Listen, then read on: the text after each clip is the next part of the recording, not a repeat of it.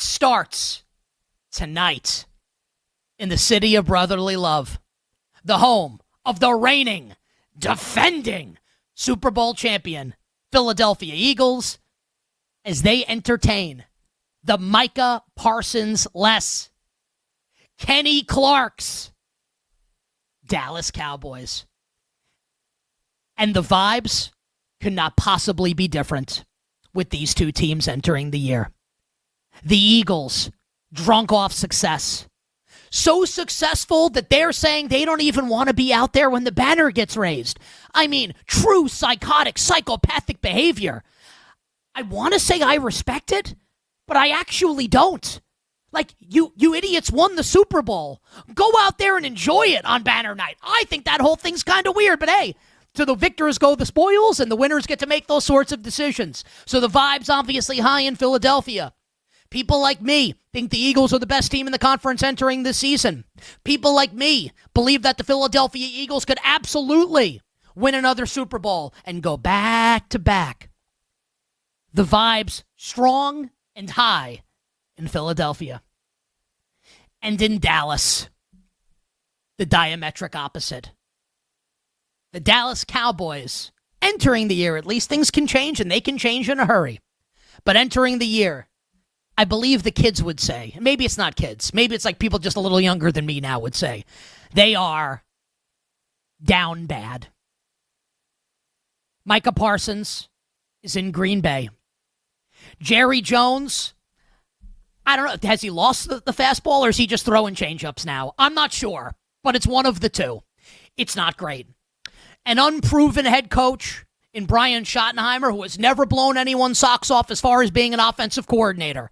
No one has any idea how this is going to work out.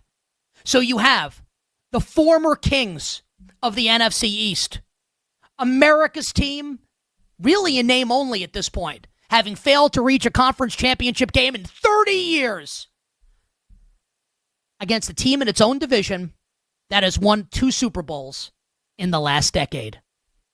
A fascinating juxtaposition. A magnificently entertaining and interesting game on deck for us tonight with Dallas at Philadelphia.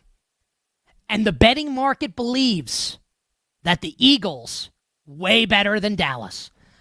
I'm going to do a quick refresh. I'm making it legendary right now by clicking the refresh button to make sure that I bring all of you the correct side and total information. I have made it legendary. I now have the accurate information.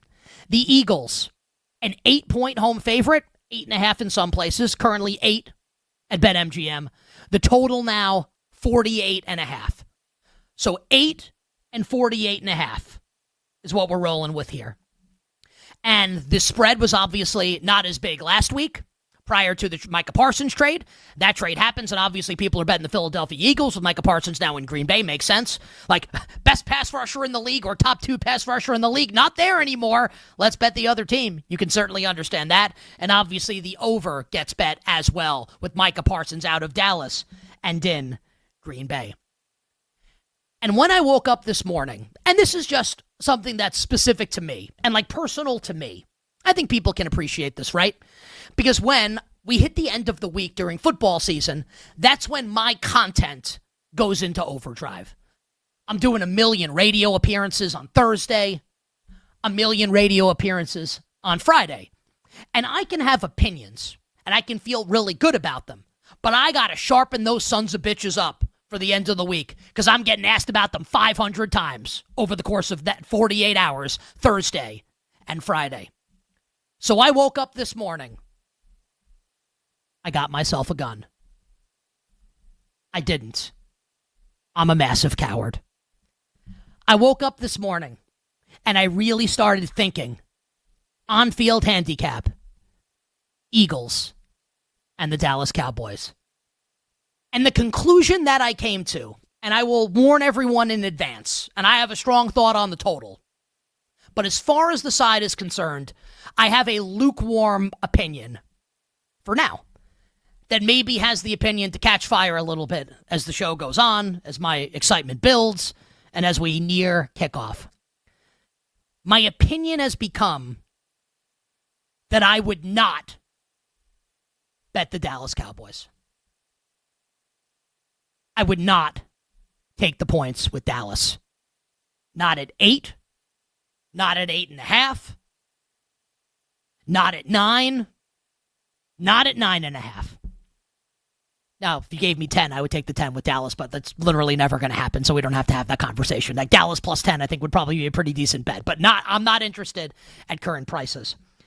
And the reason why I have that opinion, I think about the Eagles' defense versus the Dallas offense. And I've been saying all offseason, and I think it's something that will manifest itself at certain points this season, right? Which is, I think the Eagles' secondary enters the year on shakier ground than it closed last year with, obviously, then when they won the Super Bowl championship.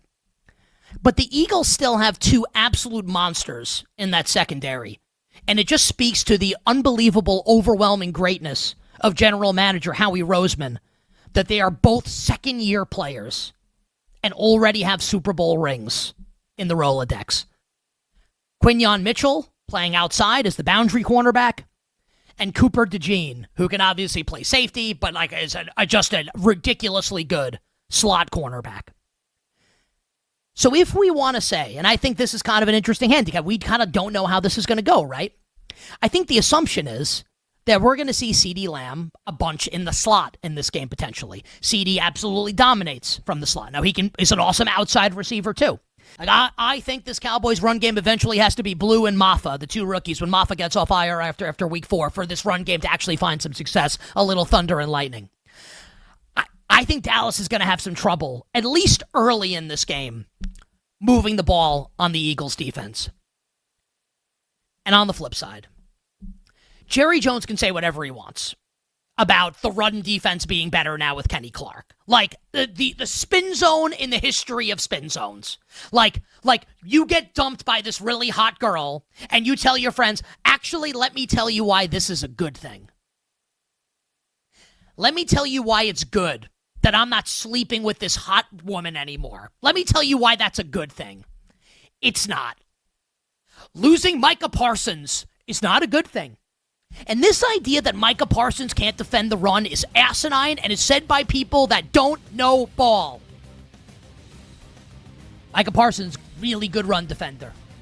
The Cowboys defense is worse off as a result. And Landon Dickerson's going to play tonight. The Eagles are going to run the ball down Dallas's throat.